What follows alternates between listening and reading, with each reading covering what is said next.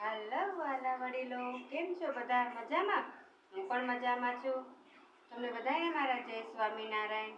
તો ફ્રેન્ડ્સ, મારો બ્લોગ ચાલુ થાય છે સવારે 11 વાગે અને હું બનાવું છું ઢોકળા, જે બધાને ભાવે છે.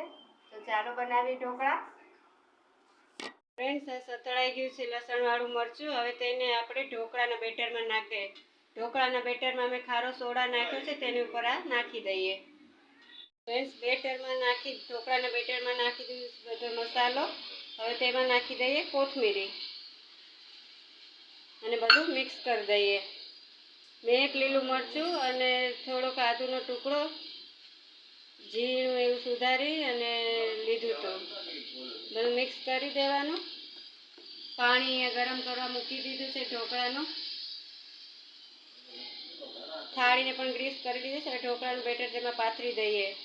ફ્રેન્ડ્સ, ઢોકળાની થાળી મેં મૂકી દીધી છે. 5 મિનિટ એને રાખીને પછી લઈ લઈ.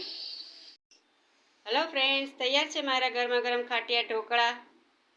તમને જો ભાવતા હોય તો ચાલો મારા ઘરે જમવા. ગરમ ગરમ ઢોકળા અને સાથે લસણવાળું મરચું તેલ સાથે. કેવા લાગ્યા તે મને કહેજો. તમને બધાને ભાવે છે કે નહીં? કોમેન્ટ કરીને કહેજો ફ્રેન્ડ્સ. હેલો ફ્રેન્ડ્સ, તમારે ત્યાં વરસાદ હતો કે નહીં સાંજે?